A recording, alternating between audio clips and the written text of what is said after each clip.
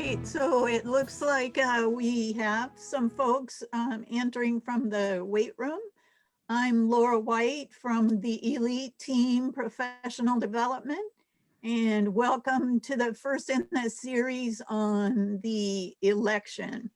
And we hope this will be an exciting conversation framed by several professors giving us kind of a big picture about what's implicated in any kind of electioneering kind of a season that we're in. So I want to introduce the presenters that you're going to hear from. And the first is Professor Shannell Thomas from the Sociology and Criminology Department. She's in the third year of her doctoral program, as well as serving as a professor. And the next person is Dr. Hernandez Fujikaki, Jorge Hernandez Fujikaki. And he holds a doctorate in history and teaches in the history department. And a really fascinating part of our planning meetings was that both Professor Thomas and Professor Hernandez Fujikaki are immigrants to the United States. So they represent a lot of what our staff and student population do, is people who are discovering the United States and potential citizenship or citizenship status as a newcomer. And I think that's an exciting perspective to add today. And our third presenter is Professor Howard Feinstein from the Political Science Department. He holds a JD and he's a longtime civil rights attorney. And we both have gray hair, Howard and I. So born in the USA, we can talk a lot about the different election seasons that we've been through and the ups and downs of how that was conducted and come across. Stan Jones is our invisible ally here.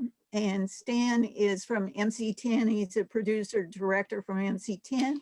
He's taping today so that this Zoom will be condensed into a 15-minute video to be posted on the MC YouTube channel. So I want to, because we only have an hour, I want to do just a few housekeeping things here. When we get to the part where we have, after the presentations, short presentations, maybe 5, 6, 7 minutes, then we'll have time for open discussion. So at that time, would you introduce yourself and what department you're from?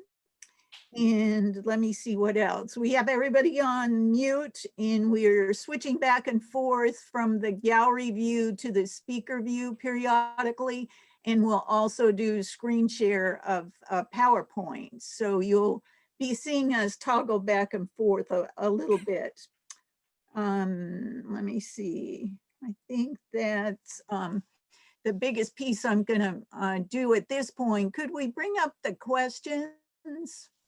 We're gonna switch to the PowerPoint. We have some questions we'd like you to reflect on in the course of the presentations here. If you could go to the second slide.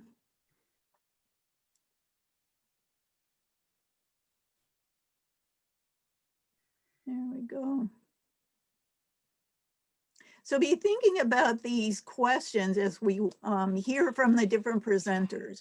What is your vision? What do you bring to the table? What passion brings you to a class like this? What is your vision of American democracy? What law in the past, however, has either liberated or constrained you as a resident or citizen of the US? Do you feel pressured as part of any specific community to vote in a particular certain way? How do you think that the country's changing demographics are impacting national politics? And what are the central issues that influence your decision to vote in a given election year, whether that's congressional or whether it's a presidential, congressional, and also in local races? So I'm going to turn now to Professor Feinstein, if you'd get us started.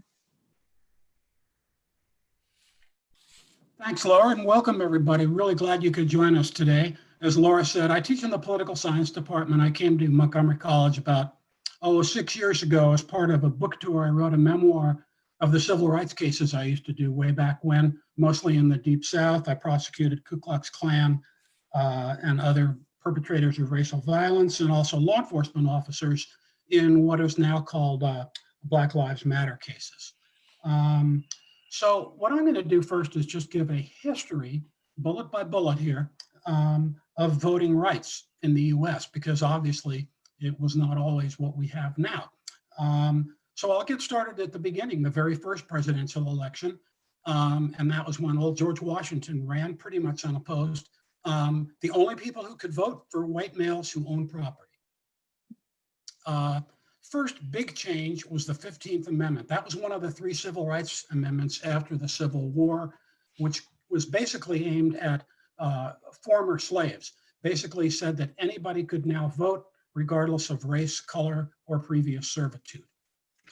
Then in 1920, we had another huge development, which actually doubled the size of the voting population.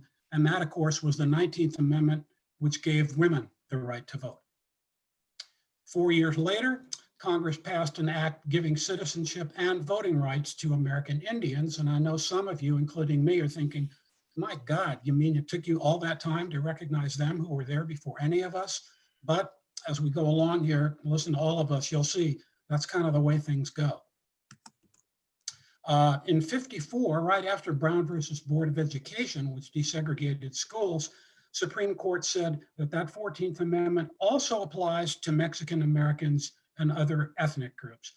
And I think that's important because, after all, in civil rights here, we're not just talking about black and white, we're talking about Hispanic Americans, Asian Americans, and later on LGBTQ, et cetera. So it's a vast topic. Now, a couple more constitutional amendments. In 1961, the 23rd Amendment, this allowed people in DC to vote in presidential elections for the first time. I'm a California guy, and I was just stunned. I mean, I could not believe the people in the nation's capital could not vote for president. And as we know, they still can't vote for representation in Congress. That could change. In 64, the 24th Amendment outlawed poll taxes. This was an egregious measure used basically against African Americans in the South, which required paying a fee in order to vote. And in 65, another one of the huge changes, as part of the 3 Civil Rights Acts of the 60s, Congress passed the Voting Rights Act. This gave the federal government, particularly the Civil Rights Division of the Justice Department, where I used to work, power to make sure that states and localities were letting everybody vote. And then, of course, in 1971, another major amendment, 26th Amendment, lowering the voting age to 18. And well, I shouldn't say of course, because I'm so much older than most of you all, but this was because basically this was at the height of the American involvement in Vietnam, 55,000 or so Americans dying, and the voters finally believed that if you're old enough to go over there and put your life on the line, you're old enough to vote. In 74, and another Supreme Court case, Lau, again, recognized the fact that we're talking about other minorities, Chinese Americans in this particular, in this case, but that voting requires you to read and make sense of what can be a pretty complicated ballot. And the Supreme Court held that if there's enough of that population in the particular jurisdiction, you've got to make those ballots available in the language of the people. Those of you in Montgomery County that have gotten your ballots, you probably noticed they're also available in Spanish. 2013, things start to go a little bit south. And Professor Thomas will be getting into this area, but the Supreme Court knocked out a lot of that 1965 Voting Rights Act, which allowed the federal government to regulate local voting rights. Let's see. Well, 2 years ago, and Professor Thomas will be getting into this as well, the Florida electorate in a direct popular vote permitted former felons, including people that had been in prison, to vote, except for those convicted of murder or sex offenses. This, of course, is another civil rights aspect of voting because of our unfortunate trend over the last couple decades of mass incarcerations, which impacts on minority voters very heavily. So now we'll talk a little bit, real quickly, about the succession to the presidency. And obviously, for medical reasons, this has been in the news. What happens if the president dies or leaves office? Well, most of you are going to know this. The vice president becomes president. However, if the vice president can't serve, it goes in the following order. Speaker of the House, which would be Nancy Pelosi, then the president pro tempore of the Senate, most senior senator of the majority party, and then the Secretary of State and other members of the cabinet. We've never gone down anywhere near that far, but we have had, I believe, about 8 or 9 examples of the vice president having to take over. So as you saw in the debate last night, that vice presidential election is very important as well. Now, what happens if a presidential candidate dies before election day?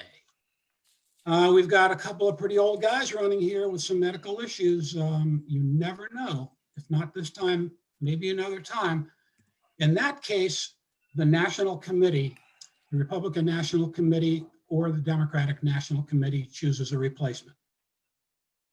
If the president dies before the inauguration, then the vice president-elect is sworn in as the president.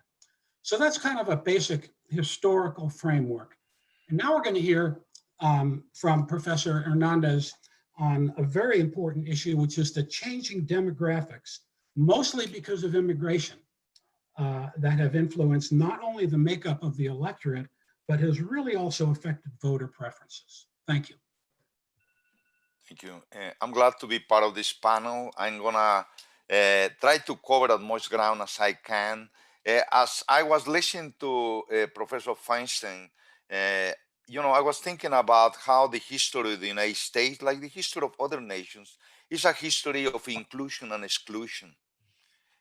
First, you have a statistical minority, white Europeans moving to this part of the world in full force in the early part of the 17th century, and then claiming a stake on territory that was controlled by a majority, Native Americans. Then in due time, they became the hegemonic group. And the process of identity formation took shape around an English core. Nowadays, we call it Anglo-Saxon core. And they were the ones who eventually became the hegemonic group. The defeat of France in the early 1760s signaled the victory of England over France in this part of the world. That could not but further reinforce the hegemony of members of this group. So what I'm gonna do is go over the content of a chart that you have, and hopefully I will be covering all the charts. What you have here, and I was thinking about the Pandora Box. You know, this Greek story whereby Pandora opened a box that contained all kind of destructive, evil things. We have a Pandora Box, a half-open Pandora Box in the US, and we also have those Pandora Boxes all over the place, in Europe, in Latin America, in Asia. And in that Pandora Box, you find nativism, basically a pathological rejection of people that are different. In this case, immigrants. Also, if you happen to be a hegemonic country like the United States of America is, and it has been for over the last 100 years, then you might here and there get a jingoistic attitude, extreme aggressive nationalism against the other. Nowadays, you have a superpower.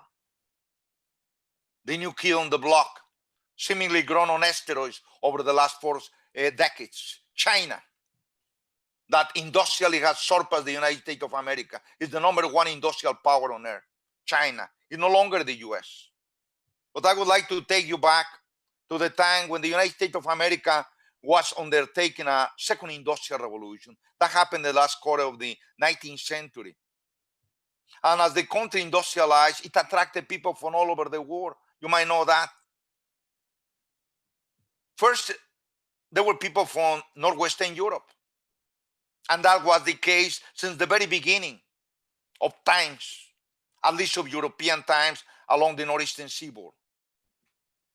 And then, in the late 19th century, and roughly between the year of 1890 and a little bit beyond the epoch of World War I, that broke out in 1914, it was over in 1918, the United States of America underwent a cataclysmic demographic shift.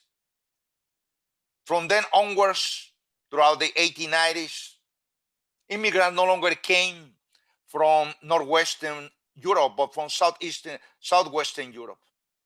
From places like nowadays we call Italy, Greece, the former Czechoslovakia, Hungary, Lithuania, Estonia, Russia, Spain, Portugal. These were the new immigrants. And at the very center, you have different colors representing them. Italian, Russians, members of the Austro-Hungarian Empire that collapsed after World War I. A constellation of people with different ethnic or national backgrounds.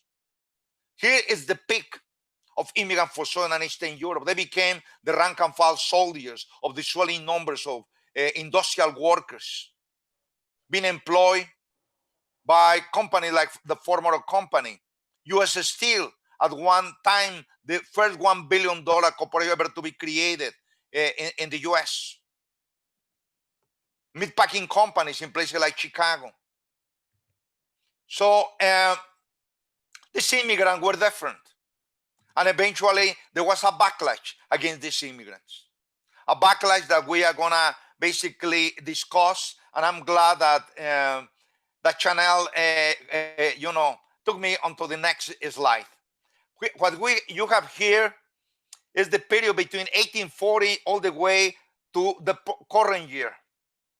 And you have two colors: immigrants as a percentage of the US population on your left. These are the percentages. And on the opposite side, you get the numbers of people in millions. And you can see that there was a peak in the early part of the 20th century, and eventually a dramatic decline. Why? Because the US government, prompted by nativists, decided to place a numerical cap on the number of people that were coming from Eastern and Southern Europe. So in some way, like the likes of Melania Trump were not welcome in the United States of America. They were not deemed as white natives. And it sounds like a paradox, because it's like common sense to believe that people that come from Italy are whites. They were not at the turn of the 20th century. They were not deemed as white. Nor were people from Southern or Eastern Europe. So at some point they were turned into whites and they were mainstream.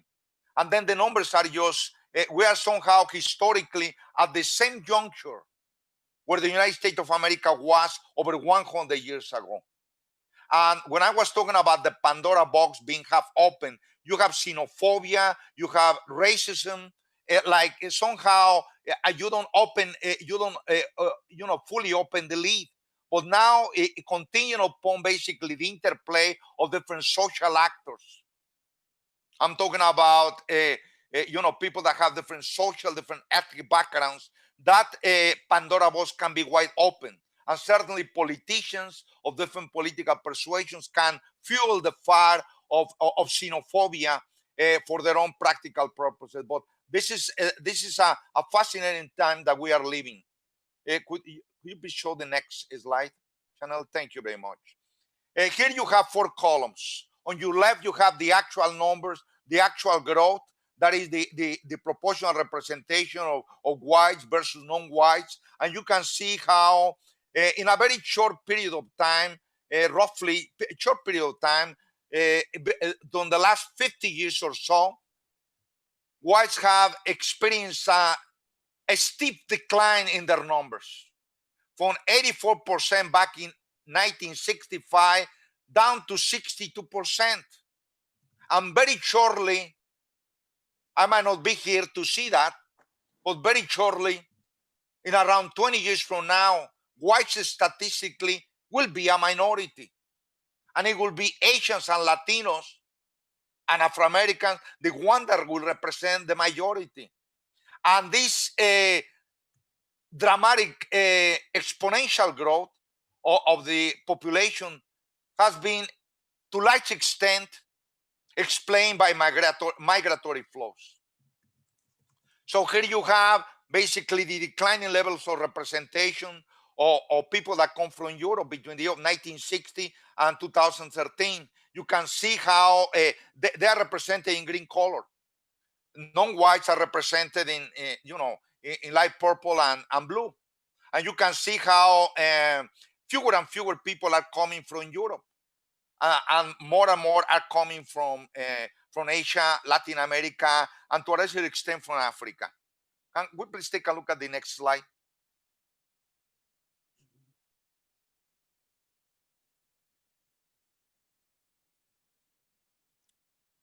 Shannell?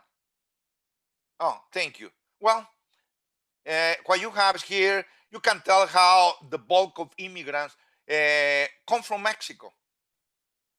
And in the pecking order of ethnic groups, Mexicans as an immigrant group are placed at the very bottom. They don't have, at least from the formal perspective, great social capital or high level of formal education, like people that come from India, that come from China or South Korea. They swell they are like the rank and file soldiers of construction, of the service sector, of the hospitality sector of the economy. And historically, they have been stigmatized. So this is basically one of the groups that has been experiencing growing exclusion. Let's see if we can take a look at this. You have the fact that how, it's actually similar to what we have seen, how Asians and Hispanic will become a majority. So sometimes in the mid 2040s, whites will become a minority. Here, in this case, we are talking about the level of representation of Asians. So Asians, as you might be able to tell by taking a look at the last two columns on your right, it's estimated that by the year of 2055, that is 35 years from now, they will be the largest non-white group. So this is the composition of the American population by race, and then you can see how whites are statistically becoming more and more of a minority. You can internalize that. And I was talking with my co-workers. I mean, it's not like the average white American is on top of this statistical information. No one has to tell me. If I live in a big cosmopolitan center, I'm interacting with non-whites every single time. And then you have people that go over the content statistics and take a look at that. They will take you back to the sources of immigration to the US. And there are different eras. So you get the era that was dominated by Northwestern European, roughly for the first 200 and I would say 90 years, immigration flows came from Northwestern Europe and involuntary immigrants from Western Africa. And then it was the time of immigrants from Southeastern Europe between 1890 and 1919. And then finally, the contemporary era, and the timeline is bound by the year of 1965 and 2015. Why use the year of 1965? Because in that year, the US Congress passed the most radical, the more revolutionary immigration piece of legislation, sponsored by the late Senator Ted Kennedy. So they would never thought what the consequence of this might be. You are talking about family reunification that could not, but it triggered the, a demographic explosion.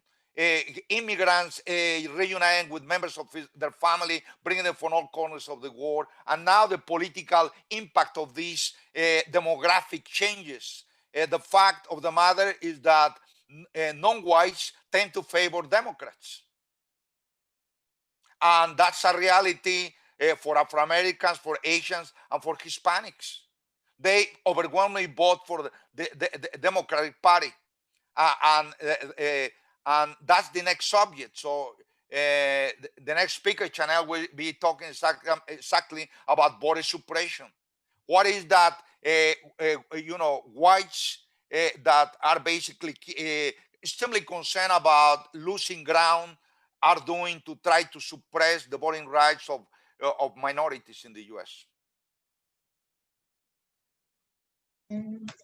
Thank you. All right, thank you, Dr. Fujikaki. So I'm going to spend some time talking about the practices that have been enacted, right, as part of the efforts to suppress votes. And rightly, my colleagues reminded me yesterday that during the course of American history, these voter suppression tactics have actually been utilized by both parties. And though we might recognize some of these tactics being utilized in a way that benefits one party over the other in this current moment, I think it is important to acknowledge that these tactics have been used by multiple parties over the course of our history. So the first thing that we want to take note of, a tactic that has been used regularly, is that the practice of voter roll purging, right? And so initially, what's interesting about most of these tactics have a legitimate purpose, right? And so the reason that these practices exist is to help with the administration of the voting process, right? So in this specific case, the voter roll purging actually helps us to clean up the voter rolls and make sure that the people who are inactive or should be inactive as a result of maybe moving out of the jurisdiction or having died are no longer on the voting rolls. But often these voter roll purges are used as a method of mass disenfranchisement, right? And so the voters get purged from the rolls illegitimately or based on data that's not actually accurate.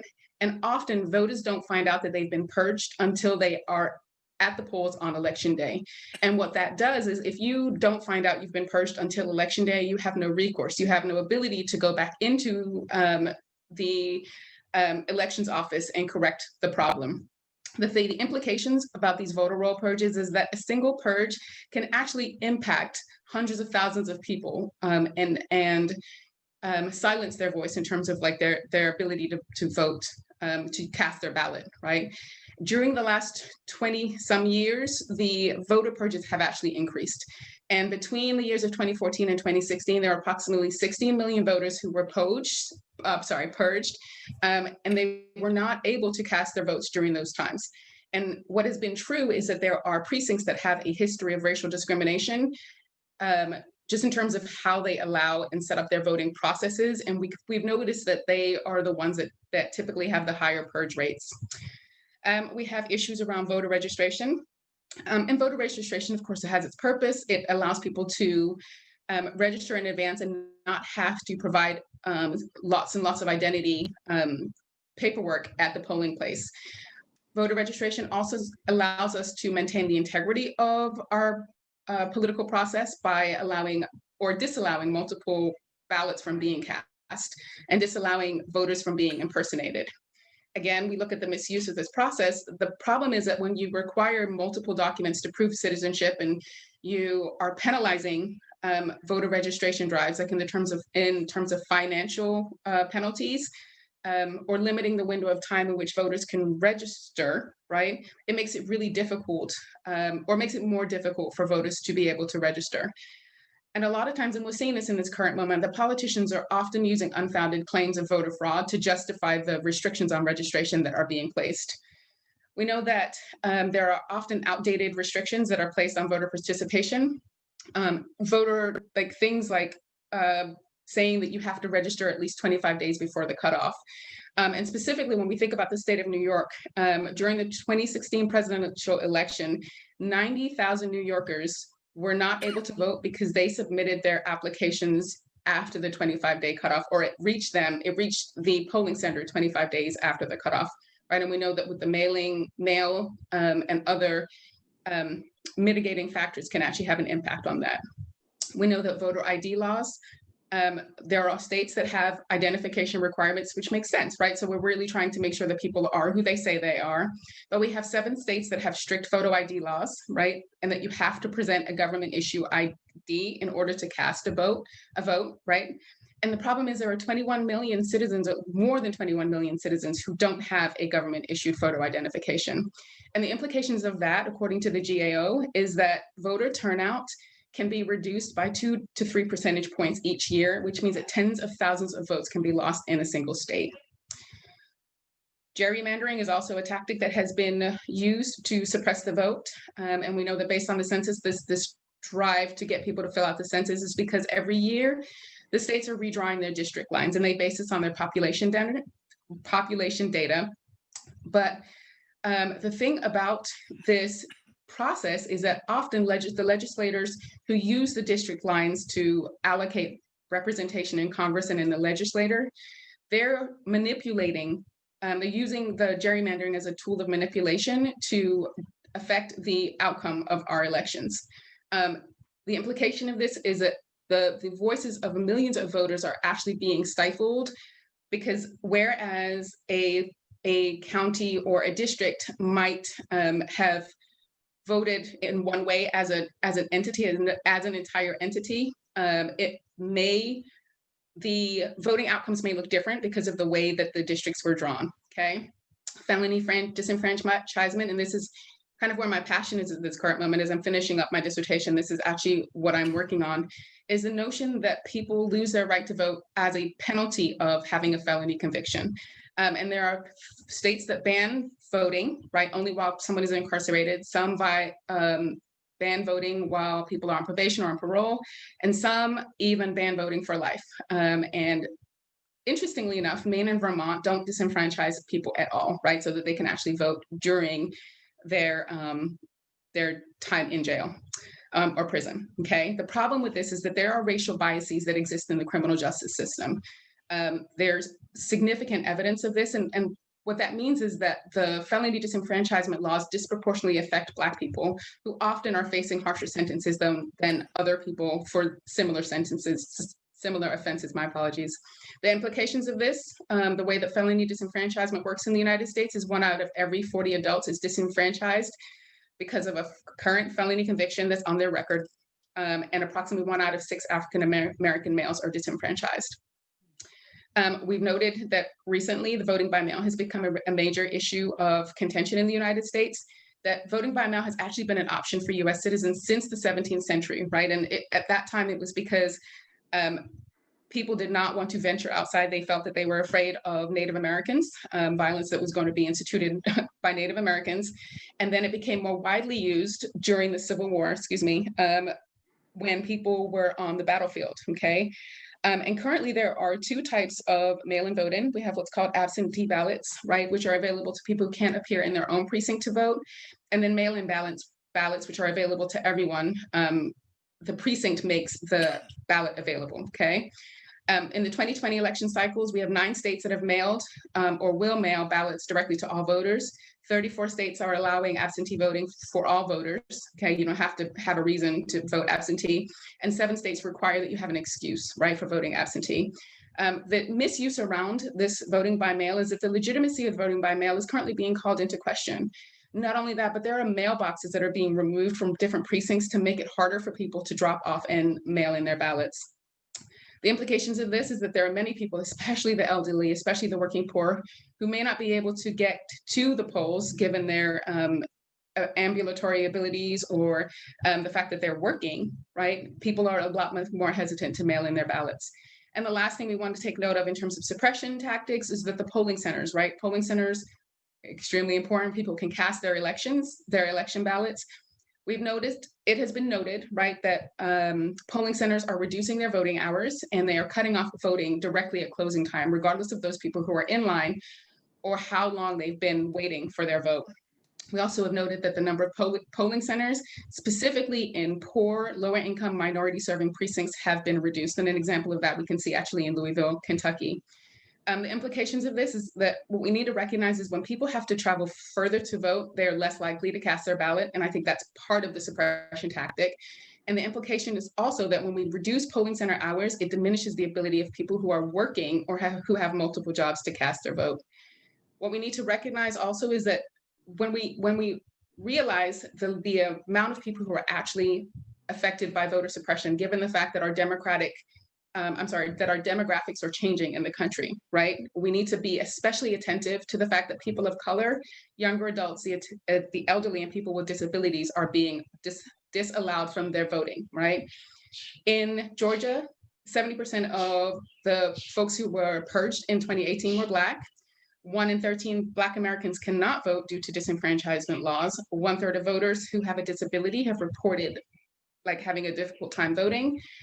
40% of polling places, only 40% of our polling places are fully accommodating people with disabilities. And then of course, not of course, but kind of as I alluded to before, like the counties with large minority populations have fewer polling sites and fewer poll workers per voter.